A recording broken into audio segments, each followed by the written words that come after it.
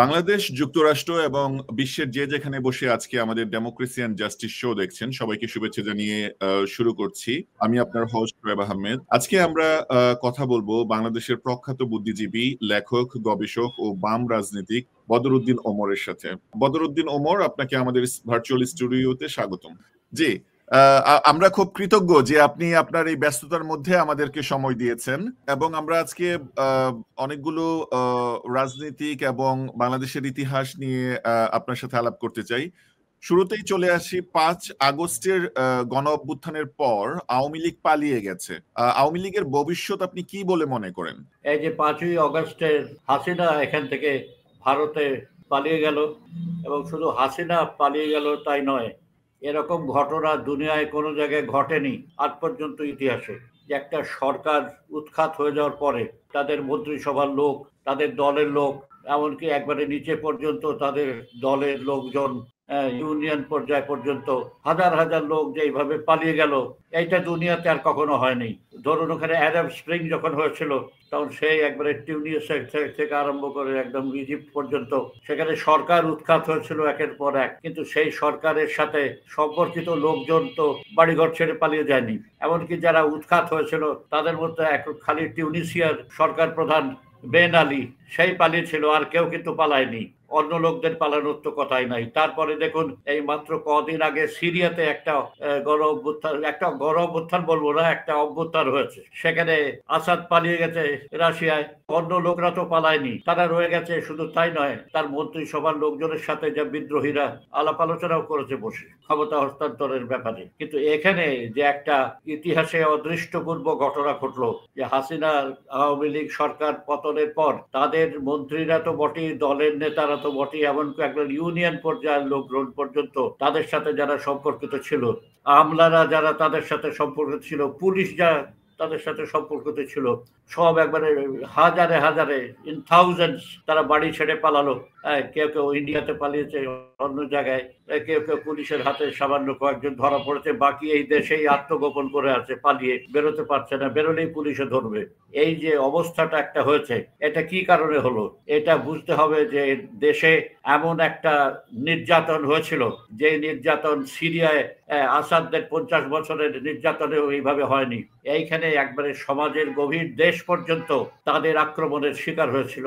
এই যে তাদের যে পলায়ন, হাজার হাজার লোকের যে পলায়ন, এইটা হচ্ছে commensurate to their crimes, commensurate to the depth of their criminal activities। কাজে এখানে এই যে পালানোর ব্যাপারটা, এইটা দিয়ে হিসাব করতে হবে যে এইখানে হাসিনা কি পরিমাণ মানুষের উপর নির্যাতন করেছিল। ঢাকা শহর থেকে আরম্ভ করে অন্যান্য জেলা শহর, তারা পর্যন্ত এত লুটপাট করেছিল, কোটি কোটি টাকা, যা চিন্তার বাইরে। শেখ হাসিনা নিজেই বলেছে যে তার পিয়ন 400 কোটি টাকার মালিক হয়েছিল। এটা একটা অসম্ভব ব্যাপার, কোনো দেশের পক্ষে কোনোদিন আজ পর্যন্ত ঘটেনি। এইভাবে তাদের শোষণ, নির্যাতন, টাকা পাচার, লুটপাট, এইটা 15 বছর ধরে যে হয়েছিল, তা নিয়ে একটা কিউমুলেটিভ এফেক্ট যাকে বলে, আমরা 5ই আগস্ট থেকে দেখেছি। শুধু তাই নয়, শেখ হাসিনার সরকারের বিরুদ্ধে যে আক্রমণের সাথে সাথে এইখানে মানুষ শেখ মুজিবের বিরুদ্ধেও একটা বিক্ষুব্ধ ছিল। 5 তারিখেই তারা সারা দেশ জুড়ে, কেউ তাদেরকে সংগঠিত করেনি, কেউ তাদেরকে নির্দেশ দেয়নি, জনগণ স্বতঃস্ফূর্তভাবে শেখ মুজিবের শত শত যে মূর্তি দেশময় ছড়িয়েছিল, ঢাকাতে যে বিশাল একটার মূর্তি দাঁড় করিয়েছিল, সব ভেঙে ফেললো, শেখ মুজিবের বাড়িতে আগুন দিল। এর কারণ হচ্ছে যে শেখ হাসিনা নিজের শয়তানিকে, নির্যাতনকে আড়াল করার জন্য এবং তাকে একটা লেজিটিমেসি দেওয়ার জন্য শেখ মুজিবের ভাবমূর্তি ব্যবহার করেছিল। কাজে এই যে জনগণের যে রোষ শেখ মুজিবের বিরুদ্ধে দেখা গেল, তার জন্য তো শেখ হাসিনাই দায়ী। অনেকে বলেছে যে এটা ঠিক হয়নি, মূর্তি ভাঙা ঠিক হয়নি, বিশেষ করে বাড়িতে আগুন দেওয়া ঠিক হয়নি, এটা তো বুঝলাম, কিন্তু জনগণ কেন এটা করলো সেটা তো দেখতে হবে। এদেশে এখন এই ধরনের প্রশ্ন কেউ করে না, কোনো অ্যানালিসিসের মধ্যে যায় না। একটা ঘটনা ঘটলো, কেন ঘটলো সেটা জিজ্ঞেস করে না। এইখানে এইভাবেই সামগ্রিক ব্যাপারটা দেখতে হবে, যে এই যে লোকরা পালালো, শেখ মুজিবের বিরুদ্ধে একটা জনগণের একটা রোষ দেখা গেল, এটা এভাবে কেন ঘটলো সেটা আমি যেটা আগেই বললাম, যে এখানে তাদের যে নিপীড়ন, নির্যাতন, শোষণ, টাকা পাচার, দুর্নীতি, এই সবের যে প্রচন্ডতা, যে গভীরতা, যে ব্যাপ্তি, এটার কারণেই কিন্তু ঘটনা এইভাবে ঘটেছে। জি, আপনাকে ধন্যবাদ। আপনি শেখ হাসিনার নির্যাতন, নিপীড়ন, দুর্নীতির কথা উল্লেখ করেছেন এবং আপনি বলেছেন যে আপনার আরেকটি ইন্টারভিউতে বলেছেন 52 সাল থেকে এখন পর্যন্ত সংগঠিত গণ অভ্যুত্থানের মধ্যে এটি সবচেয়ে বেশি ব্যাপক, গভীর ও আক্রমণাত্মক। আপনি তো বহু বছর ধরে, আপনার বয়স 90 এর মতো, আপনি কি বহু বছর ধরে পাকিস্তান আমল দেখেছেন, বাংলাদেশের স্বাধীনতার পর থেকে এখন পর্যন্ত পুরো শাসন ব্যবস্থাটি দেখেছেন। আপনি কি মনে করেন হাসিনার আমলে বাংলাদেশের নিপীড়ন, নির্যাতন পাকিস্তান আমলের চেয়েও ভয়াবহ ছিল? এটা যে ভয়াবহ ছিল এটা তো আমি এখন বললাম, এতক্ষণ যে কথাটা বললাম কতখানি ভয়াবহ, প্রচন্ড, ব্যাপক এটা হয়েছে। পাকিস্তানে মানে কোনো দেশেই হয়নি এটা। ধরেন আলজেরিয়াতে লড়াই হয়েছে, ভিয়েতনামে লড়াই হয়েছে, কোনো দেশেই তো এইভাবে জনগণকে আক্রমণ করেনি। এইখানে যেটা হয়েছে বললাম যে আপনার যে এই যে প্রতিক্রিয়া, যে রিয়াকশন এখানে হয়েছে, সেইটা দিয়ে একটা মাপতে হবে। এটা হচ্ছে একটা মানদণ্ড, ক্রাইটেরিয়ান, ব্যারোমিটার বলা চলে। এটা হচ্ছে তাদের যে শোষণ, নির্যাতন, লুটপাট, টাকা পাচার, এই যে দুর্নীতি এবং ক্রাইম, তার একটা ব্যারোমিটার হচ্ছে তাদের এই পলায়ন, তাদের এইভাবে রণে ভঙ্গ দেয়া। এটা এখানে বুঝতে হবে। এটা বুঝতে হবে কেন এটা হলো। এটা নৈতিক দিক ইত্যাদি এসব আলোচনা করার কোনো স্কোপ এখানে নাই। এখানে ঐতিহাসিক ভাবে দেখতে হবে যে এইটা হচ্ছে এই বিন্দুতে এসে, এই পয়েন্টে এসে কেন এই ধরনের ব্যাপার হলো, তাদের বিরুদ্ধে বিক্ষোভটা এই পর্যায়ে কিভাবে গেল। এটা একটা পদবৎ প্রমাণ ক্রাইম তারা করেছিল, সেই জন্য তাদের বিরুদ্ধে বিশাল এই প্রতিরোধ, প্রতিক্রিয়া হচ্ছে। জি, আপনাকে ধন্যবাদ। বাংলাদেশে প্রধান রাজনৈতিক দলের বিলুপ্তির ইতিহাস আছে। আমরা দেখেছি পাকিস্তান আমলে যুক্ত ফ্রন্ট ছিল, অনেক জনপ্রিয়, বিলুপ্ত হয়ে গিয়েছে। মুসলিম লীগ ছিল, অনেক জনপ্রিয়, বিলুপ্ত হয়ে গিয়েছে। মৌলানা ভাসানীর দল বিলুপ্ত হয়ে গিয়েছে।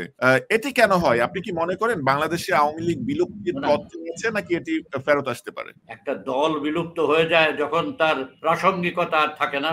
ধরুন মুসলিম লীগ বিলুপ্ত হয়ে গেছিল। মুসলিম লীগ যে 1954 সালের পর বিলুপ্ত হয়ে গেল, এখন অনেকে প্রশ্ন করে যে আওয়ামী লীগ কি সেইভাবে বিলুপ্ত হয়ে যাবে? এখন মুসলিম লীগের কথা যদি চিন্তা করা যায় তাহলে দেখা যাবে যে মুসলিম লীগ 54 সালে এইভাবে হেরে যাওয়ার পরে 300 আসনের মধ্যে মাত্র 9টা তারা পেয়েছিল এবং উৎখাত হয়ে গেছে। তারপরে তারা খাড়া হয়ে দাঁড়াতে পারেনি। তাদের মুসলিম লীগের কোনো উৎপাতও ছিল না। 1994 সালের নির্বাচনের পর মুসলিম লীগের লোকরা চারিদিকে নানা রকম বিশৃঙ্খলা সৃষ্টিরও কোনো চেষ্টা করতে পারেনি। তার কারণ মুসলিম লীগের কোনো ভারত ছিল না। কিন্তু এখন দেখা যাচ্ছে আওয়ামী লীগের লোক কিছু উৎপাত করছে, খুব বেশি না হলেও কিছু উৎপাত করছে তাদের ছাত্রলীগ বা তাদের যে অর্গানাইজেশনের সামান্য। এটার কারণ হচ্ছে ইন্ডিয়া আছে। নুরুল আমিন সাহেব তো পাকিস্তান থেকে পালিয়ে অন্য জায়গায় গিয়ে তখনকার সরকারের বিরুদ্ধে প্রপাগান্ডা কিছু করতে পারেননি। কিন্তু এখন তো হাসিনা পালিয়ে গিয়ে ইন্ডিয়াতে আশ্রয় নিয়েছে এবং ভারত সরকারের সহায়তা, হাসিনাও এই জনগণের বিরুদ্ধে, সরকারের বিরুদ্ধে এখানে নানা রকম কথা বলছে। এই যে একটা লিঙ্ক, এই লিঙ্কের কারণেই এখনো পর্যন্ত এখানে আওয়ামী লীগ কিছু নড়াচড়া করছে। কিন্তু অনেকে জিজ্ঞেস করে যে আওয়ামী লীগের ভবিষ্যৎ কি? এখানে আওয়ামী লীগের ভবিষ্যৎ হচ্ছে কিছুই না। এজন্য যারা বলে আওয়ামী লীগকে ব্যান করা দরকার, আমি মনে করি আওয়ামী লীগকে ব্যান করার কোনোই দরকার নাই। কারণ যে শেষ হয়ে গেছে তাকে ব্যান করার কি আছে? এটা তো মরার ওপর খাঁড়ার ঘায়ের মতো হবে। কাজে আওয়ামী লীগ এখন একটু নড়াচড়া করলেও দেশের মধ্যে যেটা এখানে আমরা দেখেছি এবং একটু আগেই আমি বললাম, জনগণের যে আওয়ামী লীগের বিরুদ্ধে প্রচন্ড বিক্ষোভ প্রত্যেক জায়গাতে, তারা যেভাবে আওয়ামী লীগকে মেরে তাড়িয়েছে এবং জনগণের মধ্যে তাদের বিরুদ্ধে যে বিক্ষেপছে, এর ফলে আওয়ামী লীগের দাঁড়াবার কোনো জায়গা নাই। তাছাড়া আরেকটা কথা হচ্ছে, আওয়ামী লীগের একটা বড় আশ্রয় ছিল শেখ মুজিবুর রহমান। হাসিনা 80-র দশকে ঘুরে এসে তার বাবাকে ভাঙিয়ে খেয়েছে এবং শেষ পর্যন্ত দেখা গেছে যে নিজের দুষ্কৃতি তাকে লেজিটিমেসি দেওয়ার জন্য শেখ মুজিবের ভাবমূর্তিকে ব্যবহার করেছে। এখন দেশে শুধু আওয়ামী লীগ নয়, শেখ মুজিবের বিরুদ্ধেও যে একটা ব্যাপক বিক্ষোভ দেখা গেছে, বিরুদ্ধতা দেখা গেছে, তাতে শেখ মুজিবকে ভাঙিয়ে খাওয়ার কোনো স্কোপও এখন আর আওয়ামী লীগের নাই। কাজে আওয়ামী লীগ যে কোনো দাঁড়াবার জায়গা বলে আর কিছুই নাই। তো যেখানে দাঁড়াবার জায়গা বলে কিছুই নাই, সেখানে তার তো কোনো ভবিষ্যৎ নাই। যে আমি মনে করি যে আওয়ামী লীগ একটা দল হিসাবে মুসলিম লীগের মতোই উচ্ছেদ হয়ে গেছে। কিন্তু যেহেতু ভারত আছে, উস্কানি দিচ্ছে, কেন ভারতের পক্ষে তো এটা সহ্য করা খুবই মুশকিল। ভারতের যে প্রতিবেশী কোনো রাষ্ট্রের সাথে ভারতীয় সাম্রাজ্যবাদী দুষ্কৃতিকারীদের কোনো সম্পর্ক ভালো নেই। পাকিস্তান তো দূরের কথা, এখানে নেপাল, ভুটান, মালদ্বীপ, শ্রীলঙ্কা, কারোর সাথে ভারতের কোনো ভালো সম্পর্ক নয়। একমাত্র বাংলাদেশেই ভারত তার প্রাধান্য বিস্তার করেছিল এবং শেখ হাসিনা নরেন্দ্র মোদীর চাকরানির মতো ব্যবহার করেছেন। যা চেয়েছে ভারত তাই দিয়ে দিয়েছে, অথচ ভারত বাংলাদেশের তিরার্ধ কিছু দেয়নি। এই যে একটা অবস্থা ছিল বাংলাদেশের উপরে ভারতের যে নিয়ন্ত্রণ, কন্ট্রোল, এর একমাত্র কারণ ছিল হাসিনা সবকিছু ভারতকে দিয়েছে এই শর্তে যে ভারত তাকে ক্ষমতায় রাখবে। এবং আসল কথা হলো ভারতের সমর্থন ছাড়াই 15 বছর তার পক্ষে টিকে থাকা সম্ভব। এই অবস্থায় যেটা হয়েছে যে এখানে ভারত অবস্থা হয়েছে যে বিড়ালের সামনে থেকে মাছ সরিয়ে নিয়ে যেরকম হয়, কাজেই ভারত এখানে সক্রিয় রয়েছে এবং সক্রিয়তার কারণেই আওয়ামী লীগের চুনোপুটিরা এখানে করে বেড়াচ্ছে। কিন্তু আওয়ামী লীগের কোনো লোকেরই ক্ষমতা নাই বেরিয়ে এসে জনগণের সাথে কথা বলা যায়। শুধু আজকে নয়, এটা হচ্ছে যে ভবিষ্যতেও এরকম কোনো সম্ভাবনাই দেখা যাচ্ছে না যে আওয়ামী লীগের কোনো লোক বেরিয়ে এসে এখানে জনগণের মধ্যে কোনো একটা অবস্থা তৈরি করবে। নো। জি, ধন্যবাদ আপনাকে। ব্রিটিশের শাসন থেকে এই উপমহাদেশ 1947-এ স্বাধীনতা লাভ করে এবং দুটি দেশ, ভারতবর্ষকে ভাগ করে দুটি দেশ হয়। অনেকেই বলেন, বিশেষ করে যারা ধর্মনিরপেক্ষ রাজনীতির কথা বলেন, প্রগতিশীলতার কথা বলেন, তাদের মধ্যে একটি গ্রুপ বলেন যে এখানে দেশ দেখতে হবে যে ভারতের এই যে দেশ ভাগ হয়েছিল এটা হঠাৎ একদিনে হয়নি। হঠাৎ মাউন্ট ব্যাটেন এসে একবারে আকাশ থেকে এসে দেশ ভাগ করে দিয়েছে তা না। এইখানের ইতিহাসে 19th সেঞ্চুরি থেকে আরম্ভ করে 20th সেঞ্চুরিতে এখানে যে কংগ্রেসের যে রাজনীতি ছিল, এখানে আসলে দেশ ভাগের জন্য মুসলিম লীগকে, জিন্নাকে দায়ী করা হয়, কিন্তু আসলে এখানে তো দেশ ভাগ করেছে কংগ্রেস, এখানে দেশ ভাগ করেছে বিড়লা, এখানে দেশ ভাগ করেছে গান্ধী, জিন্না, প্যাটেল, গান্ধী, নেহরু, প্যাটেল। এখানে ধরুন যেটা এখন ইতিহাসে যেটা দেখা যায় সেটা হচ্ছে এখন যে ইতিহাস ভারতেও লিখিত হচ্ছে সেখানে দেখা যাচ্ছে যে বিড়লাই ছিল আসল, যে শেষের দিকে যে বিড়লা 30-এর দশক থেকে বিড়লার প্রভাব গান্ধীর উপরে, নেহেরুর উপরে ছিল। এই যে মারোয়াড়ি পুঁজি ভারতকে ভাগ করতে চেয়েছিল, কারণ সারা ভারতে মুসলমানদের শরিকানার সাথে তারা এখানে কারবার করতে রাজি ছিল না। তারা এমন একটা ভূখণ্ড চেয়েছিল যেখানে তারা নিরঙ্কুশ ভাবে ভারতীয় পুঁজি সেখানে কাজ করতে পারে। তাহলে এই যে দেশ ভাগ যে হয়েছে এটা হঠাৎ করে মাউন্ট ব্যাটেন এসেছিল এখানে বা তাকে পাঠানো হয়েছিল এমন একটা সময়ে যখন পুরো পরিস্থিতিটা পরিপক্ক হয়েছে এবং এখানে কংগ্রেসের যত এখন দলিল পত্র যত দেখা যাচ্ছে সেখানে নেহেরু, গান্ধী, বিড়লা এদের সাথে যে করেসপন্ডেন্স ব্রিটিশ গভর্নমেন্টের যে সমস্ত ডকুমেন্ট বেরিয়েছে বই, তাতে দেখা যাচ্ছে যে এরা একেবারে ইংরেজের সাথে, গান্ধী তো সোজা লেখাই আছে যে এই দেশের লোক ভারত সরকারকে নিজেদের সরকার মনে করুক, এটাই আমরা চাই। এইভাবে একদিকে স্বাধীনতার আন্দোলন করছে আর একদিকে যাদের বিরুদ্ধে আন্দোলন করছে তাদের সাথেই তাদের এরকম সখ্যতা, ভেতরে ভেতরে চক্রান্তমূলক যে কাজকর্ম, তার পরিণতিতেই তো দেশ ভাগ হয়েছিল। এবং এই দেশ ভাগের ক্ষেত্রে একটা যে বড় আঁতাত ছিল কংগ্রেস আর ব্রিটিশ সরকারের সাথে, সেটা পরিষ্কার বোঝা গেল যখন ভারত ভাগের পরে, এই একটা এতদিনের সংগ্রামের পরে এই ভারত স্বাধীন হলো। সেই স্বাধীন ভারতে প্রথম প্রেসিডেন্ট বা গভর্নর জেনারেল হলো মাউন্ট ব্যাটেন। চিন্তা করে দেখেন, মাউন্ট ব্যাটেন ছিল ইংরেজদের, ব্রিটিশ গভর্নমেন্টের সর্বশেষ এখানে প্রতিনিধি, ভাইসরয়, গভর্নর জেনারেল। সেই লোকই গভর্নর জেনারেল, ব্রিটিশ গভর্নমেন্টের শেষ গভর্নর জেনারেল হলো ভারতের, স্বাধীন ভারতের গভর্নর জেনারেল বা রাষ্ট্রের প্রধান। এটা তো একটা চোখ খুলে দেওয়ার মতো বার। যে কোনো ইডিয়েটও এটা যদি সততা থাকে তাহলে বুঝতে পারবে যে কি আসলে ঘটেছিল। কাজে এই যে মাউন্ট ব্যাটেন এলো, তার সাথে জওহরলাল নেহরুর মহরম, সবই তো হচ্ছে ইতিহাসে খুব সুবিদিত কথা। এটা এমনকি মৌলানা আজাদ তার বইয়েতেও লিখে গেছেন যে মাউন্ট ব্যাটেনের সাথে নেহরুর কিরকম ধরম মরম ছিল ইত্যাদি। লেডি মাউন্ট ব্যাটেনের সাথে কিভাবে নেহরুর একটা ভাব হয়ে গেছিল। তো এই যে ঘটনা, এটা থেকেই বোঝা যাবে যে আসলে মুসলিম লীগ নয় কংগ্রেসই। এবং সেখানে দেখা যাবে যে বিড়লা শুধু ভারত ভাগের চেষ্টা করছে তাই নয়, বাংলাকেও ভাগ করেছে। কেননা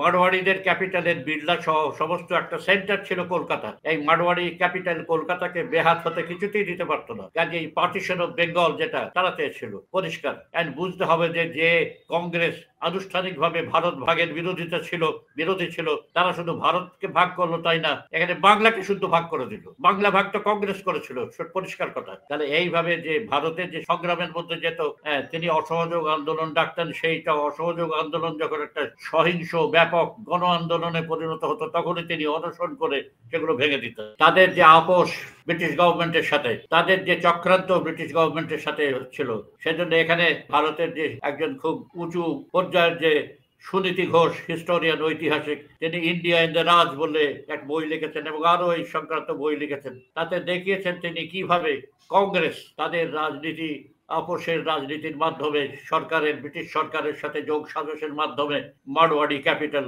কিভাবে এখানে কংগ্রেসের মধ্যে প্রভাব বিস্তার করে। সবসময় আসলে দেখা যাবে যে গান্ধী প্যাটেলের উপর নির্ভর করে আছে। তাছাড়া প্যাটেল তো এমন একজন বিড়লার উপর নির্ভরশীল ছিল। বিড়লা তো টাকা পয়সার দিক থেকেও এখানে ছিল। শ্রী সর্বপল্লী রাধাকৃষ্ণন প্রথম ভারতের যে প্রেসিডেন্ট, তার ছেলে সর্বপল্লী গোপাল নেহরুর একটা জীবনী লিখেছেন। তাতে তিনি বলেছেন যে বিড়লার কাছ থেকে সকলেই টাকা নিতেন, গান্ধী টাকা নিতেন, প্যাটেল টাকা নিতেন, রাজেন্দ্র প্রসাদ টাকা নিতেন, কৃপালিনী টাকা নিত। নেহরু শুধু সরাসরি বিড়লার কাছ থেকে টাকা নিতে চান, বিড়লা তার টাকাটা গান্ধীর কাছে দিত এবং নেহরু গান্ধীর কাছ থেকে বিড়লার সেই টাকা নিতেন। এই হচ্ছে কংগ্রেসের ব্যাপার। শুধু রাজনীতির দিক থেকে না, টাকা পয়সার দিক থেকেও বিড়লার সাথে তাদের একটা যোগাযোগ ছিল। এইভাবে যে একটা প্রতারণামূলক, সেজন্য গান্ধীজিকে অনেকেই বলে গান্ধীজিকে হিপোক্রিট বলেন। গান্ধীর তো হিপোক্রিট বলে একটা পরিচয় আছে। এই ধরনের শুধু গান্ধী না, এই সমস্ত কংগ্রেসের যে পুরো এই দঙ্গল, এরা প্রত্যেকেই যাকে বলে ব্রিটিশ গভর্নমেন্টের সাথে সম্পর্কিত ছিল। এইভাবেই তারা ভারত শুধু নয়, বাংলাকেও ভাগ করেছিল। মারওয়াড়ি ক্যাপিটাল তো কলকাতাকে বেহাত হতে দিতে পারে না। এইভাবেই ভারত পার্টিশন হয়েছিল, বেঙ্গল পার্টিশন হয়েছিল। যারা যে কংগ্রেস বা 1905 সালের, অনেকে খুব বুঝতেই পারে না যে 1905 সালের পার্টিশন, আরেকটা পার্টিশন তো হয়েছিল 5 সালে। সেই পার্টিশনের কংগ্রেস খুব ঘোর বিরোধী ছিল বেঙ্গল পার্টিশনের। যারা 5 সালে বেঙ্গল পার্টিশনের এত বিরোধী ছিল, তারা 47 সালে এসে তারাই এত বাংলাকে পার্টিশন করলো কেন? এটা ধাঁধার কোনো ব্যাপার নাই, সব এর কার্যকারণ যুক্তি খুব পরিষ্কার। জি, ধন্যবাদ আপনাকে। ভারতবর্ষ ভাগ হয়ে পাকিস্তান এবং ভারত দুটি রাষ্ট্র হলো। বাংলাদেশ বা তৎকালীন পূর্ব বাংলা পূর্ব পাকিস্তান হলো। তো পাকিস্তানের সাথে আমরা থাকিনি কেন? পাকিস্তানের বৈষম্যের জায়গাটা কি কি ছিল? বাংলাদেশের মুক্তিযুদ্ধের যৌক্তিকতা কি আপনি কিভাবে দেখেন? পাকিস্তানের যে বৈষম্য, এটা খুব স্বাভাবিক ছিল। ধরুন, দেশ যখন ভাগ হলো তখন এই যে ক্ষমতা কিভাবে বিন্যস্ত ছিল, যদি প্রথমে চিন্তা করেন যে রাজনৈতিক দল পাকিস্তান করেছিল মুসলিম লীগ, সেই মুসলিম লীগের যে নেতৃত্ব, জিন্নাহ থেকে লিয়াকত আলী থেকে আরম্ভ করে সব পশ্চিম পাকিস্তানে, সংখ্যার দিক থেকে এইখানে বাঙালি পূর্ব পাকিস্তানের এরা কম ছিল না। কিন্তু এখানে কে ছিল? নাজিমউদ্দিন, নুরুল আমিন, তমিজউদ্দিন খান, এরা সমস্ত তো একেবারে জিন্নাহ, লিয়াকত আলী অন্যদের তুলনায় কিছুই তাদের ক্ষমতা ছিল না। তারা সম্পূর্ণভাবে যে পাকিস্তানি বা পশ্চিম পাকিস্তানের যে নেতৃত্ব ছিল, সেই পশ্চিম পাকিস্তানের নেতৃত্বের অধীন, অর্থাৎ দেখা যাবে যে রাজনৈতিক পশ্চিম পাকিস্তানে কেন্দ্রীভূত ছিল। তারপর চিন্তা করুন, দেখুন সেনাবাহিনীতে তো পূর্ব পাকিস্তানের কোনো বাঙালি ছিল এটা সামান্য, একজন অফিসার ছিল, কিছু সৈন্য ছিল, কিন্তু সবই পাকিস্তান সেনাবাহিনী মানে হচ্ছে পশ্চিম পাকিস্তানি সেনাবাহিনী। তারপরে আমলাদের অবস্থাও তাই। পূর্ব পাকিস্তানে তো আইসিএস তো একজন নমিনেটেড আইসিএস ছিলেন মাত্র। তারপরে ধরেন যে ভারতের যে ক্যাপিটাল, সেই ক্যাপিটালের ফ্লো এইদিকে না এসে পশ্চিম পাকিস্তানে গিয়েছিল স্বাভাবিকভাবে, কারণ সেখানে সব নেতৃত্ব ছিল, সেখানে রাজধানী ছিল, রাজনৈতিক দল নেতৃত্ব পশ্চিম পাকিস্তানে, আর্মি পশ্চিম পাকিস্তানে, আমলাতন্ত্র পশ্চিম পাকিস্তানে, পুঁজি পশ্চিম পাকিস্তানে। তো সেইখানে যদি এই সমস্ত শক্তি কেন্দ্রীভূত থাকে, তাহলে তারা যা করার তাই করেছে। এইখানে নেতৃত্বের কোনো খবর ছিল না, এখানে অন্য কোনো আমলা ছিল না। বাংলাদেশে যে সেক্রেটারিয়েটে যারা অফিসার ছিল, সব তো এখানে পশ্চিম পাকিস্তানি। এই যে ভাষা আন্দোলনের সময় আজিজ আহমদ চিফ সেক্রেটারি ছিল, হোম সেক্রেটারি, সব রকম সেক্রেটারি, যত সেক্রেটারি ছিল সরকারের, সব তো পশ্চিম পাকিস্তানি, একটাও এখানে ছিল। কাজে এই যে অবস্থায় পশ্চিম পাকিস্তান যে এখানে একটা তাদের আধিপত্য বিস্তার করবে, এখানে উদ্বৃত্ত এখান থেকে নিয়ে যাবে, এটাই তো স্বাভাবিক। তাকে প্রতিরোধ করার মতো কোনো অবস্থাই এখানে ছিল না, হওয়ার কথা না। এখান থেকে ধরেন যে প্রথম দিকে 47 থেকে যখন হলো, তখন যে বৈদেশিক মুদ্রা, পাট থেকে বৈদেশিক মুদ্রা আসতো, এই বৈদেশিক মুদ্রা এখান থেকে সমস্তটা পশ্চিম পাকিস্তানে নিয়ে যেত। তারা এই বৈদেশিক মুদ্রা যা অর্জন করতো, সেটা পূর্ব পাকিস্তানের কোনো কাজে আসেনি। এইভাবে প্রত্যেকটা, এমনকি সেল ট্যাক্স পর্যন্ত তারা সেন্টারে নিয়ে গেছিল। বাংলাদেশ পূর্ব পাকিস্তানের যে সেল ট্যাক্স, এখানে কি হবে? এখানে এই অবস্থায় এখানে প্রতিরোধ করার মতো কোনো শক্তি ছিল না। সরকারের মধ্যে যে ক্ষমতার যে বন্টন, ডিস্ট্রিবিউশন অফ পাওয়ার, সেটা কনসেন্ট্রেটেড ছিল পশ্চিম পাকিস্তানে। এর ফলে যা হবার তাই হয়েছে। এখানে ক্লাসিক্যাল সেন্সে এটা বলা যাবে না যে পূর্ব পাকিস্তান পশ্চিম পাকিস্তানের কলোনি ছিল, কারণ এটা তো এক দেশেরই অন্তর্গত। যেটা ছিল সেটা হচ্ছে যে এক্সেসিভ রিজিওনাল এক্সপ্লয়টেশন, যে একটা আঞ্চলিক যে শোষণ পুঁজিবাদের মধ্যে যেটা হয়, সেইটা এখানে খুব প্রকট আকারে দেখা দিয়েছিল। তার কারণ পূর্ব এবং পশ্চিম পাকিস্তানের মধ্যে আবার ছিল একটা 1000 মাইলের পার্থক্য।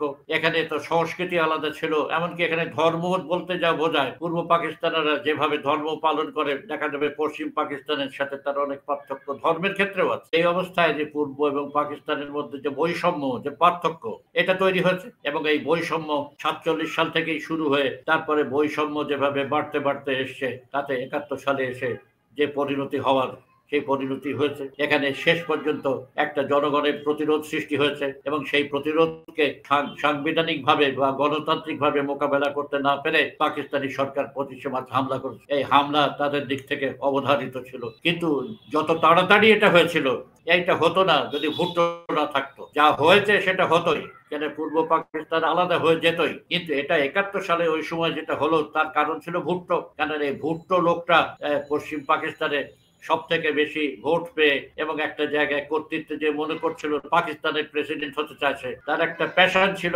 পাকিস্তানের প্রধানমন্ত্রী হবে, কিন্তু পূর্ব পাকিস্তানকে রেখে তো পশ্চিম ভুট্টোর পক্ষে পাকিস্তানের প্রধানমন্ত্রী হওয়া সম্ভব ছিল না। সেই জন্য পাকিস্তানের প্রধানমন্ত্রী হওয়ার জন্য তার মতলব ছিল যে পূর্ব পাকিস্তান যদি চলেও যায় চলে যাক, কিন্তু আমার প্রধানমন্ত্রী হওয়া চাই। কাজে এই দৃষ্টিভঙ্গি থেকে ষড়যন্ত্র করে সে এহিয়া খানের সাথে যেভাবে সামরিক বাহিনীকে নিয়ে ষড়যন্ত্র করেছিল, তার পরিণতিটি 71 সালে এটা হয়েছিল। তাহলে 71 সালে যা হয়েছে এটা হতোই, পূর্ব পাকিস্তান কখনোই শেষ পর্যন্ত থাকতে পারত না, আরো 2-4 বছর হয়তো থাকতে পারত, কিন্তু 71 সালে ওই সময় ঘটনাটা ঘটার মূল কারণ হচ্ছে ভুট্টো। ধন্যবাদ আপনাকে। অনেকেই বলে থাকেন যে ভারত পাকিস্তানের উদ্ভবকে কখনোই মেনে নেয়নি এবং তারা শুরু থেকেই পাকিস্তানকে দ্বিখণ্ডিত করা, ভেঙে ফেলার চক্রান্তে লিপ্ত 1947 সাল থেকেই। আপনি কি মনে করেন যে পাকিস্তান হবার পর থেকেই ভারত পাকিস্তানকে ভাঙতে সক্রিয়ভাবে চেষ্টা করেছে? ভারত পাকিস্তানকে ভাঙতে চেয়েছে, এটা ঠিক এইভাবে দেখতে চলবে না। কেননা বিভিন্ন তথ্য থেকে দেখা যায় যে পাকিস্তান হওয়ার পরে পাকিস্তানটা ভাঙার ব্যাপারে নেহরুর কোনো ভূমিকা ছিল না। এটা সকলেই জানে যে মৌলানা ভাসানী যখন 54 সালের নির্বাচনের পর এখানে ফজলুল হক সাহেব যখন চুক্তি ভঙ্গ করে নিজের দলকে নিয়ে শুধু সরকার গঠন করলেন এবং আওয়ামী লীগের উপর একটা কেন্দ্রীয় সরকারেরও একটা আক্রমণের অবস্থা ছিল, তখন মৌলানা ভাসানী চলে গেছিলেন সুইডেনে, সেইখানে একটা শান্তি সম্মেলন। সেই সময় ইস্কেন্দার মির্জা বলেছিল যে তাকে ঢুকতে দেওয়া হবে না, এলেই গুলি করে মারা হবে। এই অবস্থায় তো ভাসানী লন্ডনে কিছুদিন থাকলেন, তারপরে তিনি দিল্লি গেলেন এবং দিল্লি গিয়ে তিনি নেহেরুর সাথে দেখা করতে চেষ্টা করেছিলেন এবং নেহেরুকে মেসেজ দিয়েছিলেন পূর্ব পাকিস্তানকে আলাদা করার জন্য তিনি চেষ্টা করবেন। তখন নেহেরু তাড়াতাড়ি বলেছিল তার সেক্রেটারিকে যে তাড়াতাড়ি ওনাকে দেশে পাঠাবার ব্যবস্থা। এইখানে আমরা এটার মধ্যে নাই, কেননা না থাকার কারণ একটা হচ্ছে বড়, পূর্ব পাকিস্তানের প্রতি ভালোবাসা নয়। নেহেরু যেটা ভয় করতেন সেটা হচ্ছে একটা এক্সোডাস। পার্টিশনের পরে যে লক্ষ লক্ষ লোক ইন্ডিয়াতে চলে গিয়েছিল, আসামে চলে গিয়েছিল, পশ্চিম অন্য জায়গায় চলে গেছিল, সেটাতে ভারতের অর্থনীতির মধ্যে একটা সংকট দেখা দিয়েছিল। এটা ভারতের জন্য একটা প্রবলেম ছিল 71 সালের আগে। নেহেরু এটা মোটেই চাইতেন, যেটা অ্যাকচুয়ালি হয়েছিল 71 সালে যখন স্বাধীনতারই হলো, তখন তো দেশ ছেড়ে ওখানে গিয়ে 1 কোটি লোক চলে গেছে। তো নেহেরু এটাকে খুব ভয় করতেন এবং এটা যাতে না হয়, এটাতে কাজে এই পূর্ব পাকিস্তানকে ভাঙার চেষ্টা করতে গিয়ে সেখানে যদি একটা এক্সোডাস হয়, এইটা নেহেরু একবারই চাইতেন না। তাই এটাই মূল কারণ ছিল যে জন্য তিনি পূর্ব পাকিস্তানকে ভাঙার ব্যাপারে কোনো চেষ্টা করেন। কিন্তু পূর্ব পাকিস্তান চলে যাক এটা নিশ্চয়ই তারা চাই, কিন্তু সেই ব্যাপারে তারা নিজেরা কোনো সক্রিয় ভূমিকা নিতে যায়নি। সেই অবস্থা যখন পরিপক্ক হলো তখন 71 সালে এটা হলো। ধন্যবাদ আপনাকে। যখন 47-এ ভারত এবং পাকিস্তান দুটি রাষ্ট্র হয়, তখন অখণ্ড বাংলা বা বাংলার যে ভূমি, আদি ভূমি ছিল, বাংলার সীমানা তো বাংলাদেশের চেয়েও অনেক বড়। তো এই বাংলা, পশ্চিমবঙ্গ, বাংলাদেশ এবং অন্যান্য বাংলার পাট মিলে একটি আলাদা বঙ্গরাষ্ট্র হয়নি কেন? এটা তো সম্ভব ছিল না। এটা তো আমি আগেই বিস্তারিতভাবে একটু আগে বললাম যে কেন কংগ্রেস বাংলা ভাগ করেছিল, কেন কংগ্রেস, কেন বিড়লা এটা করেছিল। বিড়লার কন্ট্রোল বোধহয় বলা চলে, প্রভাব শুধু না, কন্ট্রোল ছিল বলা চলে এক হিসেবে কংগ্রেস নেতৃত্বের উপরে। জি জি, ধন্যবাদ আপনাকে। কিছুদিন আগে ভারতের প্রধানমন্ত্রী নরেন্দ্র মোদী 16ই ডিসেম্বরকে তাদের বিজয় দিবস হিসেবে উল্লেখ করেছেন, টুইট করেছেন সোশ্যাল মিডিয়াতে এবং উদযাপনও করেছেন অনেকটা সেভাবেই, বাংলাদেশের কোনো উল্লেখ করেনি। বিষয়টাকে আপনি কিভাবে দেখেন? এ লোক তো একটা ডিসঅনেস্ট বদমাইশ কমিউনাল, এবং এই যে বললাম যে বাংলাটা এই যে বাংলাদেশটা যে তার হাতছাড়া হয়ে গেছে, এটা বিড়ালের সামনে মাছ সরিয়ে নেওয়ার মতো অবস্থা।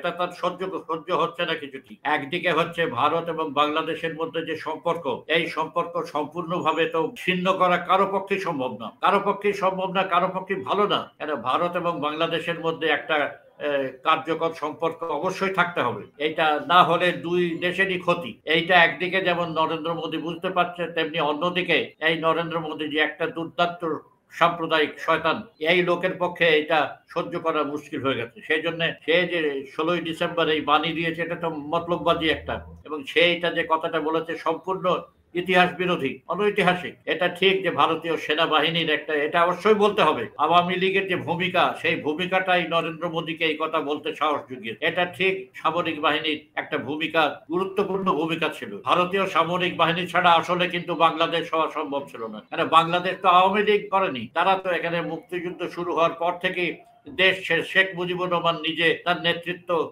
কোলাপস করার পরে তিনি সারেন্ডার করে পাকিস্তান চলে গেলেন, এবং সেখানে 9 মাস তিনি থাকলেন, তার কোনো খবরও ছিল না। মুক্তিযুদ্ধে তার বেটি যেমন বলেছে তিনি মুক্তিযুদ্ধের মহানায়ক, এই সমস্ত হচ্ছে একদম বাজে কথা। কারণ শেখ মুজিব 9 মাস ওখানে থাকার সময় তাকে কেউ খবরের কাগজ দেয়নি, তারা রেডিও টেলিভিশন কিছুই দেয়নি, কারোর সাথে কোনো সাক্ষাৎকার ছিল না। এই 9 মাসে তিনি মুক্তিযুদ্ধের নেতৃত্ব দেওয়া তো দূরের কথা, মুক্তিযুদ্ধ যে হচ্ছে তাই জানতেন না। যিনি এটা জানলেন তাকে ছেড়ে দেওয়ার পর লন্ডনে গিয়ে, যে মুক্তিযুদ্ধ হয়েছিল, বাংলাদেশ স্বাধীন হয়েছে। সেই অবস্থায় যেটা হয়েছে, আসলে আওয়ামী লীগ এখান থেকে পালিয়ে গিয়ে ইন্দিরা গান্ধীর কাছে পড়লো এবং বাংলাদেশকে স্বাধীন করার দায়িত্ব দিয়ে দিল ইন্দিরা গান্ধীর কাছে। কাজে এখানে দুটো ফ্যাক্টর আছে। একটা ফ্যাক্টর হচ্ছে আওয়ামী লীগ পালিয়ে যাওয়া সত্ত্বেও এইখানকার জনগণের যে প্রতিরোধ। যখনই 71 সালের যুদ্ধের কথা বলা হয়, তখন এখানে আওয়ামী লীগ, বিশেষ করে আওয়ামী লীগ এবং বরাবর বলে এসছে, এবং শেখ হাসিনা তো 15 বছর ধরে বলে এসছে এমন ভাবে যে এখানে জনগণ মনে হয় নাই, হাসিনার পিতাই দেশ স্বাধীন করেছেন, আওয়ামী লীগই দেশ স্বাধীন করেছেন, আওয়ামী দেশ স্বাধীন করার একমাত্র সক্রিয় শক্তি আওয়ামী লীগ, অন্য কেউ কিছু না। হাসিনার মুখে জনগণের কথা কেউ শোনেনি। 71 সালে জনগণের সংগ্রামের কথা, অথচ 71 সালে যারা এখানে ছিল তাদের আরো গৌরবজনক একটা সংগ্রাম ছিল, তাদের আত্মত্যাগের কোনো শেষ ছিল না। এইটা কারণে দেশের অভ্যন্তরে একটা পরিস্থিতি সৃষ্টি হয়েছিল পাকিস্তানের বিরুদ্ধে, সমস্ত দেশের প্রত্যন্ত এলাকা থেকে শুরু করে। এই একটা ফ্যাক্টর ছিল মস্ত বড় পাকিস্তানের বিরুদ্ধে। পাকিস্তানকে, সরকারকে এখানে সম্পূর্ণভাবে করে দিয়েছিল, বিচ্ছিন্ন করে দিয়েছিল এখান থেকে। আর দ্বিতীয় ফ্যাক্টর ছিল ভারতীয় সরকার এবং ভারতের সেনাবাহিনী, এই দুটো মিলে স্বাধীন হয়েছিল। কাজে এই যে নরেন্দ্র মোদী বলেছে যে ভারতীয় সেনাবাহিনীর ভূমিকা, এটা ঠিক যে ভারতীয় সেনাবাহিনী এখানে একটা ফাইনালি ডিসাইসিভ রোল একটা প্লে করেছিল। তারা যদি যুদ্ধটা না করত, তাহলে কিন্তু এই বাংলাদেশে যে সংগ্রাম হচ্ছিল, এই সংগ্রাম চলতো, দীর্ঘদিন চলতো। এটাকে আবার ভারত ভয় করত, কারণ এই সংগ্রাম দীর্ঘদিন চললে এই সংগ্রামের নেতৃত্ব আওয়ামী লীগ থেকে চলে যেত। কেন আওয়ামী লীগের লোকগুলো তো এখানে বসে, কলকাতায় বসে খানা পিনা, বাজার করা, লুটপাট, এসব ছাড়া তো আর কিছু করেনি। আওয়ামী লীগের কোন নেতা লড়াই করেনি, এমন আওয়ামী লীগের মূল ছাত্র নেতারা পর্যন্ত কোনো লড়াই করেন। সেখান থেকে যে মুক্তি বাহিনীর মধ্যে যে লড়াই করেছে, সেটাও এখান থেকে যাওয়া কৃষক শ্রমিকের সন্তানরা, কৃষকের ছেলেরা, মিডল ক্লাসের কিছু লোকজন ছিল। তাহলে আওয়ামী লীগের লোকরা কিন্তু কোনো লড়াই করেনি। তারা এখানে একটা সরকার করে ভারতের সহায়তায় সেখানে সরকার পরিচালনা করতে। এই যে সেক্টর কমান্ডাররা ছিলেন, আমি তো কয়েকজন সেক্টর কমান্ডারই আমার বন্ধু ছিল, ভালো করে তাদের কাছে শুনেছি আমি, যে সেখানে সমস্ত কিছু ভারত কন্ট্রোল করত। সেখানে তাদের খাওয়া পড়া থাকা তো বটেই, সেখানে সৈন্যবাহিনী কিভাবে থাকবে, তাদের রসদ দিতে হবে, তাদের বন্দুক কামান, তাদের যত রকম সাপ্লাই, সব তো ভারত সরকার সাপ্লাই করত। কাজে এই যে সেক্টর কমান্ডারদের উপরেও ভারতীয় সেনাবাহিনী এবং সরকারের পরিপূর্ণ নিয়ন্ত্রণ ছিল। তাহলে এখানে আওয়ামী লীগ যে দাবি করে তারা দেশ স্বাধীন করেছে, এটা তো সম্পূর্ণ মিথ্যা কথা। এই দেশের জনগণ এখানে সংগ্রাম করেছে, এবং ওইখানেও যারা মুক্তি বাহিনী হেসেছে, তারা আওয়ামী লীগের লোক ছিল না, মুক্তি বাহিনীর লোক সব আওয়ামী লীগের লোক ছিল না। এখানকার যে কৃষকের ছেলে, শ্রমিকের ছেলে, মধ্যবিত্তর একটা সেকশনের ছেলেপিলেরা, তারা এখানে যে লড়াই করেছে, তারা আওয়ামী লীগের সদস্য ছিল না। আওয়ামী লীগের কোনো নেতার নেতৃত্ব সেখানে ছিল না। লড়াই কোনো সীমান্তে গিয়ে তারা কোনো লড়াই করেনি। তাহলে এই যে অবস্থা রয়েছে, দুটো ফ্যাক্টর, একটা এই দেশের জনগণের লড়াই, আর একটা ভারতীয় সেনাবাহিনী, এই মিলে বাংলাদেশ স্বাধীন হয়েছে। এখন এই যে ভারতীয় সেনাবাহিনীর এই যে ভূমিকা, এই যে যুদ্ধ, এইটা যদি না হতো এইভাবে, তাহলে ভারত বাংলাদেশ এইভাবে 71 সালে যেভাবে স্বাধীন হয়েছে, ভারতীয় সেনাবাহিনী যদি এখানে ইন্টারসেপ্ট না করতো, ইন্টারভিন না করতো, তাহলে এই লড়াই চলতো, বাংলাদেশ স্বাধীন হতো। সময় লাগতো আরো, এই দেশের জনগণ লড়াই করে যেতেন এবং আসলে লড়াই করে একটা পর্যায়ে এই লড়াই আওয়ামী লীগের বেহাত হয়েছে। সেইটা যাতে না হয় সেটাও ভারত সরকারের একটা খেয়াল ছিল। ভারত সরকার চেয়েছিল যে এখানে আওয়ামী লীগকে বসিয়ে দিতে তাদের একটা বসংবদ্ধ সরকার হিসেবে। কাজেই এখানে এই যে সামরিক বাহিনীর ভূমিকা ছিল এইটাকে অবলম্বন করে এই শয়তান একতরফা ভাবে বাংলাদেশের জনগণের যে লড়াই সেই লড়াইটাকে সম্পূর্ণভাবে বাদ দিয়ে এবং আওয়ামী লীগের যে ভূমিকা সেটাকে তুচ্ছ জ্ঞান সে বলছে যে ভারতীয় সেনাবাহিনী এটা একটা সম্পূর্ণ ঐতিহাসিক হাফ ট্রুথ বলা চলে, অর্ধ সত্য। জি, ধন্যবাদ আপনাকে। আমরা দেখেছি যে গত শেখ হাসিনার সময়ে ৭১-এ মুক্তিযুদ্ধে ভূমিকার জন্য জামাত এবং বিএনপির কিছু নেতাকে বিচার করা হয়েছে, ফাঁসি দেয়া হয়েছে আন্তর্জাতিক বিচার ট্রাইব্যুনালের নামে। এখন দেখা যাচ্ছে আমাদের এক শোতেই তৎকালীন প্রধান বিচারপতি এস.কে সিনহা বলেছেন যে আইনে তাদেরকে ফাঁসি দেয়া হয়েছে, আইনটি ত্রুটিপূর্ণ ছিল এবং এই পুরো বিচার প্রক্রিয়াটাই একটি ত্রুটিপূর্ণ বিচার প্রক্রিয়া ছিল। আপনার অভিমত কি? হাসিনার আমলে যে জামাতে ইসলামীদের কিছু লোকজনের বিচার হয়েছিল এইটা আসলে কিছু লোকের বিচার ঠিক ছিল। যেমন ধরুন যে 14 তারিখে ডিসেম্বর মাসে যে খুন খারাপি করেছিল, নাম কি ছিল, জামাতে ইসলামের নেতা মন্ত্রী ছিল নিজামী। আমি মনে করি সেটা সঠিক ছিল। নিজামীর মতো লোক একটা খুনি, যারা 14 ডিসেম্বর সমস্ত বুদ্ধিজীবী হত্যার সে নায়ক ছিল, এরকম কিছু ছিল। বা কিছু লোককে হয়তো যেভাবে মৃত্যুদণ্ড দেওয়া হয়েছিল সেটা ঠিক ছিল না, এসব আমি বলি। কিন্তু চিন্তা করে দেখুন, এই যে শেখ হাসিনা যে যুদ্ধাপরাধীদের বিচার ছিল এইটা একদিক থেকে একটা প্রহসন ছাড়া আর কিছু ছিল না। তার কারণ তার বাবা 71 সালের সবচেয়ে বড় বেসামরিক ক্রিমিনাল ভুট্টো, তার সাথে কি ব্যবহার করেছিলেন? ভুট্টো চেয়ে তো নিজামী বড় ক্রিমিনাল ছিল না, ভুট্টোই ছিল বেসামরিক সবচেয়ে বড় ক্রিমিনাল। তিনি 1972-73 সালে লাহোরে ইসলামী সম্মেলনে গিয়ে ভুট্টোকে আলিঙ্গন করে, কাগজে ছবিও বলেছিল, তার গালে চুমু খেয়ে তাকে বললেন আমার প্রিয় বন্ধু। তারপরে তিনি করলেন কি, 74 সালে সেই তার প্রিয় বন্ধুকে বাংলাদেশ, এসব তো ইতিহাসের ঘটনা, আমি তো বানিয়ে বলছি না। তাকে 74 সালে তিনি ঢাকা নিয়ে এলেন রাষ্ট্রীয় অতিথি হিসাবে, বিশাল সম্বর্ধনা দেওয়া হলো। সেই এয়ারপোর্ট থেকে নিয়ে রাস্তায় লোকজন হইচই, রাজকীয় সম্বর্ধনা। একটা যে 1 নম্বর ওয়ার ক্রিমিনালকে বন্ধু বলে বললেন, এবং শেখ মুজিব তখন বললেন যে আমরা ক্ষমা করতে জানি, আমরা বাঙালি, আমাদের উদয় হৃদয়। কে শেখ মুজিবকে অধিকার দিয়েছিল ক্ষমা করতে? 30 লক্ষ লোক যেখানে মেরেছে তাকে ক্ষমা করার কি আছে? উনি কে ক্ষমা করার? উনি কোথাকার রাজা এসে বসে গেলেন যে ক্ষমা? তো তিনি বললেন যে আমাদের বাঙালিরা ক্ষমা করতে জানেন, মোটেই ক্ষমা করতে জানেন না, বাঙালিদের এই শোধ দেওয়ার দরকার ছিল। কিন্তু তিনি ভুট্টোকে ডেকে নিয়ে এসে রাজকীয় সম্বর্ধনা দিলেন। তাহলে কি দাঁড়ালো? একদিকে 1 নম্বর ক্রিমিনাল পাকিস্তানের বেসামরিক, তাকে শেখ হাসিনার বাবা এইভাবে সম্বর্ধনা দিলেন। আর তারপর শেখ হাসিনা এতদিন পরে, বিচার ন্যায্যতা ছিল ঠিকই, কিন্তু তিনি এই কাজটা করলেন কি? তিনি তো বললেন না যে বাপ কি করেছিল। ভুট্টো কোথায় গেল? তার বাপকে তার বাপ ভুট্টোকে কেন এইভাবে সম্মান দিয়েছিলেন? এটা কিরকম? কেন তিনি বলেছিলেন ক্ষমা করে দেওয়া দরকার? তিনি তো যে সমস্ত জামাতে ইসলামীর লোকজন সব বন্দী ছিল তাদের কারো তিনি বিচার করেননি। শেখ মুজিব সব তো তাদেরকে ছেড়ে দিয়েছিলেন। এ তো ইতিহাসের কথা, আমি বানিয়ে বলছি না। সব ছেড়ে দিলেন, শুধু ছেড়ে দিলেন তাই নয়, তাদের প্রতি আহ্বান জানালেন দেশ গড়ার ছেড়ে দিয়ে, এবং সেই আহ্বানে সাড়া দিয়ে জিয়াউর রহমানের সময়, এরশাদের সময় তারা দেশ গড়ার কাজে নেমে পড়লো জামাতে ইসলামী। কাজে এটা একটা আওয়ামী লীগের সামগ্রিকভাবে তাদের যদি কাজকর্মের বিচার করা যায়, তাহলে ভুট্টোর সাথে শেখ মুজিবের যে আচরণ আর হাসিনার অন্য ক্রিমিনালদের সাথে যে আচরণটা প্রহসন ছাড়া আর কিছু বলা চলে না। হাসিনার আমলে যে ক্রিমিনালদের যে বিচার হয়েছে সেটা যদি কেউ, তার সাথে ভুট্টোকে ছেড়ে দেওয়া হলো কেন, এই প্রশ্ন তো কেউ করেনি, এদেশের কেউ করেনি। আমি করেছি অবশ্য, কিন্তু আমার করাটার কিছু এসে যায় না। কাজে তারা চেয়েছে বাংলা থেকে যত রকম সুবিধা, বাণিজ্যিক সুবিধা থেকে আরম্ভ করে সামরিক সুবিধা, এবং এইখানকার পুরো প্রশাসনের উপরে তার যে কর্তৃত্ব, লোকজনের দ্বারা বাড়াতে লোকজন, এই যে আওয়ামী লীগের যে নেতাগুলো আছে, লোকজন আছে, সব তো এক ধরনের বলা চলে ভারতপন্থী, ভারতের স্বার্থের সাথে জড়িত। একেবারে ভারত এখানে একটা নেটওয়ার্ক তৈরি করেছে বাংলাদেশের মধ্যে, সর্বত্র নেটওয়ার্ক, এবং বাংলাদেশের বুদ্ধিজীবীদের মধ্যে এদের যথেষ্ট ভারতের সমর্থন, নানাভাবে খাইয়ে টাইয়ে তাদেরকে আওয়ামী লীগ সরকার ভারতপন্থী করে রেখে দিচ্ছে। এখনো তারা ঘাপটি মেরে এখানে আছে, কিছু করতে পারছে না। কিন্তু এখানে বুদ্ধিজীবীদের মধ্যে বাংলাদেশে ভারতের সমর্থক একটা গোষ্ঠী বেশ শক্তিশালী। এই যে ভারত এখানে চেয়েছে এখানকার উপর সম্পূর্ণ নিয়ন্ত্রণ কায়েম করে তার যত রকম স্বার্থ সব উদ্ধার করতে, অর্থনৈতিক, রাজনৈতিক, সামরিক, বাণিজ্যিক সবকিছু। ধন্যবাদ আপনাকে।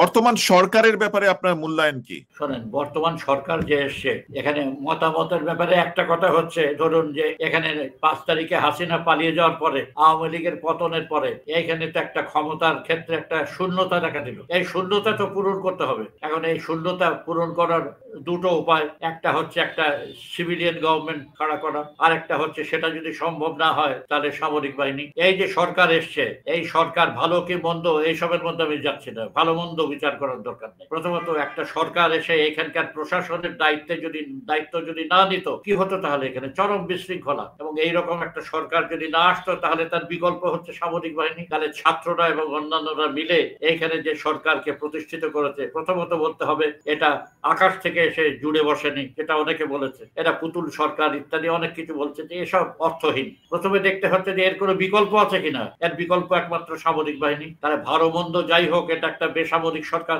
এই বেসামরিক সরকার এখন ক্ষমতায় আসছে, এখন বুঝতে হবে যে এরা কোনো প্রতিনিধিত্বশালী কোনো সরকার নয়, এরা কোনো নির্বাচিত সরকার নয়। নির্বাচিত সরকার মুহূর্তের মধ্যে হওয়া সম্ভব না। কাজে যেটা সম্ভব, এরকম একটা বেসামরিক কিছু লোকজন নিয়ে তারা একটা সরকার গঠন করেছে। এই সরকারের মধ্যে যে খুব চিন্তার ঐক্য আছে এমন না, দেখা যাবে যে এর মধ্যে চিন্তার যথেষ্ট পার্থক্য এখানে লোকজন আছে, কিন্তু তাহলেও একটা কাঠামোর মধ্যে তারা কাজ করছে এবং তারা কিছু সংস্কার করতে চাইছে, এবং কিছু সংস্কার তো এমনি করাই দরকার, বিশেষত নির্বাচনের ব্যাপারে। এখন এরা যে ক্ষমতায় এসছে এবং এখন এদের ক্ষমতায় এসে এরা কতদিন থাকতে চায়, এটা ক্ষমতায় থাকার শখ তো সবারই হয়, পারলে তো 5 বছর থাকে, 10 বছর থাকে, কিন্তু এইটা যে অবাস্তব। এইখানে যারা এসছে তাদেরকে একটা লিমিটেড সময়ের মধ্যে ক্ষমতা হস্তান্তর করতে হবে এবং এর মধ্যে কিছু কাজ করতে হবে, সংস্কারের কাজ। সেই সংস্কারের জন্য নানা রকম কমিশন টমিশন এই সরকার করেছে। এবং তারা যদি মনে করে অনেক রকম সংস্কার করতে যাবে, এখানে মৌলিক কোনো এটা সম্ভব না। তাদের উচিত হবে যে বিশেষত নির্বাচনের ব্যাপারে যে কিছু সংস্কার, এটা ঠিক মতো করা। এই ছাড়া টুকটাক কিছু, যেমন ব্যাংকের সংস্কার তো করতে হবে। ব্যাংককে যে অবস্থায় রেখে গেছে আওয়ামী লীগ, লুটপাট করে একটা জায়গায় দেশকে একটা সর্বনাশের দোরগোড়ায় এনে রেখেছে, সেখানে কিছু সংস্কারের চেষ্টা তারা করছে, এটা বলতে হবে ঠিক চলছে। এরকম আরো কিছু সংস্কারের চেষ্টা তারা চলছে, কিন্তু একবারে সংস্কার, অনেক রকম সংস্কারের দায়িত্ব যদি তারা নেয়, সেটা তো সম্ভব না। তার জন্য তো কয়েক বছর লেগে যাবে, এবং এই দেশে কয়েক বছর এইভাবে একটা বেসামরিক সরকার, এটা জনগণ মেনে নেবে না। তারপরে আছে বিএনপি তো একটা দল, তারা জানে যে নির্বাচন হলে তারা ক্ষমতায় আসবে। এই অবস্থায় তাকে কতদিন ঠেকিয়ে রাখা যায়? তারা তো চাইবে যত তাড়াতাড়ি একটা নির্বাচন হোক, কিছু সংস্কার হোক, এটা তারা চায়, কিন্তু তাই সঙ্গে তারা চাইবে নির্বাচন তাড়াতাড়ি। এজন্য তারা এখন ব্যস্ত হয়েছে। এর মধ্যে এই সরকারের চরিত্র কি? এটা তো কোনো সমাজতান্ত্রিক সরকার না, এটা বলতে গেলে বেসিক্যালি এমন কোনো গণতান্ত্রিক সরকারও না। এইটা একটা ঐতিহাসিক ভাবে এর একটা উদ্ভব হয়েছে এবং ঐতিহাসিক ভাবে একে যেতে হবে। কাজে এই সময়ের মধ্যে তারা কতটুকু কি কাজ করবে সেটার উপর নির্ভর করছে তারা কতদিন থাকতে পারবে। কিছু সংস্কারের কাজ করে আমার মনে হয় তাদের যত তাড়াতাড়ি সম্ভব ক্ষমতা হস্তান্তর করে চলে যাওয়া দরকার। বিএনপির ব্যাপারে আপনার মতামত কি? আপনি কি মনে করেন বিএনপির রাজনীতির নীতিগত পরিবর্তন আনা দরকার? তারা যেভাবে দল চালায়, তাদের দলের সংস্কার দরকার। বিএনপি নিয়ে মতামত আর কি হবে? বিএনপি তো এই দেশের যে শাসক শ্রেণী, এই শাসক শ্রেণীরই একটা দল। ধরেন বাংলাদেশ থেকে 72 সাল থেকে যে এখানে লুটপাটের মাধ্যমে যে একটা মধ্য শ্রেণী গঠিত হয়েছে, শাসক শ্রেণী গঠিত হয়েছে, এইটার বিচার তো কেউ করে না। যে এখানে যে আওয়ামী লীগের রাজত্ব, বিএনপির রাজত্ব, অমুকের রাজত্ব, তমিছাদের রাজত্ব, আরে এখানে কোন শ্রেণীর রাজত্ব সেটা দেখতে হবে। তো 72 সাল থেকে কোন শ্রেণী এখানে ক্ষমতায় এলো? এই যে একটা বাংলাদেশে তো পাকিস্তান আমলে মধ্যবিত্ত সংখ্যা খুব সামান্য ছিল, ছোট, তাদের কোনো শক্তিও ছিল না। তাহলে এই ক্ষমতায় পাওয়ার পর 72 সালে চারিদিকে ব্যাপক লুটপাট, দুর্নীতি, চোরাচালান, চোরাকারবার ইত্যাদির মাধ্যমে একটা মধ্য শ্রেণী গঠিত হতে থাকলো, এবং এদের কোনো আওয়ামী লীগের তথাকথিত সমাজতান্ত্রিক নীতির ফলে 25 লাখের বেশি তো ইনভেস্টমেন্ট হতো না এখানে, অথচ লুটপাটের মধ্যে দিয়ে কোটি কোটি টাকা এখানে লোকের হাতে চলে এলো। এই কি হবে তাহলে? টাকা দিয়ে তো মানুষ খেতে পারে না, তাকে ইনভেস্ট করতে হবে। তখন এই কোটি কোটি টাকা ইনভেস্টেড হলো চোরাচালান, চোরাকারবার ইত্যাদি সমস্ত আন্ডারওয়ার্ল্ডের ব্যাপার। কাজে এখানকার মধ্য শ্রেণী যে গঠিত হলো, এর চরিত্র কিরকম হলো? ধরুন ইউরোপে মধ্য শ্রেণী গঠিত হয়েছিল শিল্প বিপ্লবের মধ্যে দিয়ে, ব্রিটিশ ভারতেও মধ্য শ্রেণী তৈরি হয়েছিল চিরস্থায়ী বন্দোবস্ত থেকে আসা লোকজন, সরকারি চাকরি বাকরি, ব্যবসা ইত্যাদি থেকে যে মধ্য শ্রেণী তৈরি হয়েছিল একটা। পাকিস্তানি আমলেও সেই প্যাটার্নেই মধ্য শ্রেণী একটা চলছিল। বাংলাদেশ হওয়ার পরে যে মধ্য শ্রেণী হলো, এটা কিন্তু ওই ব্রিটিশ বা পাকিস্তানি আমলের মধ্য শ্রেণীর মধ্যে নয়, এটা একটা সম্পূর্ণ নতুন লুটপাটের মধ্যে দিয়ে, দুর্নীতির মধ্যে দিয়ে এখানে একটা মধ্য শ্রেণী তৈরি হলো। এদের চরিত্রও কিন্তু সেইভাবে গঠিত হলো, লুটপাটের মাধ্যমে তৈরি হয়েছিল। যেটা মধ্য শ্রেণী ক্ষমতাশীল হচ্ছে ব্যবসায়ী শ্রেণী, সেটা বিকশিত হয়ে এখন এই জায়গায়। এবং এখানে যত রাজনৈতিক দল, আওয়ামী লীগ তার প্রভাবাধীন ছিল প্রথম থেকেই, তারপর তারপরে জিয়াউর রহমান এরশাদ, তারপরে বিএনপির সরকার 91 সালে, তারপরে শেখ হাসিনা, সব তো এই যে যাকে বলে ব্যবসায়ী শ্রেণীরই সাথে সম্পর্কিত, তাদেরই। এবং এখন যেটা দাঁড়িয়েছে হাসিনার আমলে, সেটা দেখা যাবে যে একটা রাজনৈতিক দল ব্যবসায়ীদের প্রতিনিধিত্ব করছে তা নাই, যেটা সাধারণভাবে হয় যে একটা রাজনৈতিক শিল্প মালিক এদের সব জমিদার ভূমি স্বার্থ এসবের প্রতিনিধিত্ব করে। এখানে কিন্তু এই মধ্য শ্রেণীর ব্যবসায়ীদের প্রতিপত্তি এত দ্রুত বেড়েছে এখানে, যে এখানে এরাই হচ্ছে যে কোনো প্রতিনিধির দরকার নাই। গত নির্বাচনে এই বছরে জাতীয় সংসদের 80% সদস্য হচ্ছে খোদ ব্যবসায়ী, বাকি যে 20% আছে তারাও ব্যবসার সাথে সম্পর্কিত। তাহলে এখানে ক্ষমতায় রয়েছে কারা? এখানে ক্ষমতায় রয়েছে ব্যবসায়ীরা। এখন এই যে গণ অভ্যুত্থান হলো জুলাই মাসে, এটার দ্বারা কি এই শ্রেণী উৎখাত হয়ে গেল? গণ অভ্যুত্থান যেটা হয়েছে এটা তো কোনো সামাজিক বিপ্লব না, এটা বড় রকম কিছু পরিবর্তন হয়েছে, এটা ঠিকই, মানুষের মাইন্ডসেটের মধ্যে পরিবর্তন হয়েছে, কিন্তু এটা কোনো সামাজিক বিপ্লব না, এটা কোনো শ্রেণী পরিবর্তন ঘটায়নি। সেই ব্যবসায়ী শ্রেণীরাই ক্ষমতায় আছে। কাজে এখানে আওয়ামী লীগ বলেন, এই বর্তমান সরকার বলেন, বিএনপি বলেন, তারা সকলেই কিন্তু এই ব্যবসায়ী শ্রেণীর অন্তর্গত, ব্যবসায়ী শ্রেণীর বাইরে। যে জন্য দেখা যাবে যে এখন আওয়ামী লীগ আমলে যে দেশে যে জিনিসপত্রের দাম ছিল, এখন সেই দাম তো কমাতে পারছে না এই সরকার। তাদের অর্থমন্ত্রী পরিষ্কার বলেছেন যে এদেরকে সামাল দেওয়া আমার পক্ষে সম্ভব না আমাদের। তারা এখানে রাজত্ব করছে, সবকিছু কন্ট্রোল করছে, সমস্ত সাপ্লাই লাইন তারা কন্ট্রোল করছে ব্যবসায়ীরা। এখন তাহলে আওয়ামী লীগ যেমন, এই সরকারও তেমনি, যদিও এই সরকার খুব সরাসরি ভাবে এই কাজ এখন এই পরিস্থিতিতে কিছু করতে পারছে না, কিন্তু এখানে এই সরকারও এক হিসাবে এই যে শাসক শ্রেণী ব্যবসায়ী পুঁজি তারই অধীনস্থ। আর বিএনপি তো বটেই। বিএনপি তো নতুন কিছু না, বিএনপি কে তো আমরা জানি, বিএনপি তো ক্ষমতায় থেকেছে আগে। ক্ষমতায় থেকে তারা কি করেছে? 91 সালে তারা কি করেছে? সেখানে তো অনেক লুটপাট হয়েছে না? তবে তারা যেহেতু আওয়ামী লীগের থেকে অনেক কম সংগঠিত, এবং আওয়ামী লীগের থেকে অনেক আওয়ামী লীগ তো আরো দুর্দান্ত চোর বদমাইশ এবং লুটপাটকারী, তুলনায় তাদের থেকে কম হলেও এই ব্যবসায়ী শ্রেণীর সাথে তারাও সম্পর্কিত। কাজে এরপর নির্বাচন হলে যে এই বিএনপি এই ব্যবসায়ী শ্রেণীকে উৎখাত করে দেবে তাই না, বিএনপি এই ব্যবসায়ী শ্রেণীর একটা প্রতিনিধি হিসেবেই কাজ করবে, এছাড়া কোনো উপায় নাই। শ্রেণীগতভাবে এই ব্যবসায়ী শ্রেণীর রাজত্ব এখানে থাকবে। তবে 69 সালের গণ অভ্যুত্থানের ফলে যেটা হয়েছে, বললাম, যেটা লোকের মাইন্ডসেটের মধ্যে পরিবর্তন হয়েছে, এই পরিবর্তনটা হচ্ছে এই যে শেখ হাসিনা যেভাবে এই দেশের উপরে চরম নির্যাতন করেছে, লুটপাট করেছে, টাকা পাচার করেছে, এই জিনিসটা এই পর্যায়ে আর আসতে পারবে না। জনগণ এর বিরুদ্ধে, শুধু তাই না, যারা রাজনৈতিক দল তারাও এটা উপলব্ধি করে, বিএনপিও উপলব্ধি করে। এই জন্য বিএনপি থেকেও বরাবর বলে যাওয়া হচ্ছে যে হাসিনা যা করেছে তার ধারে কাছেও যাওয়া যাবে না, কারণ সেইটা করলে যে টেকা যায় না এটা সকলেই জানে, তারাও উপলব্ধি করে। কাজে এরপর বিএনপি সরকার এলে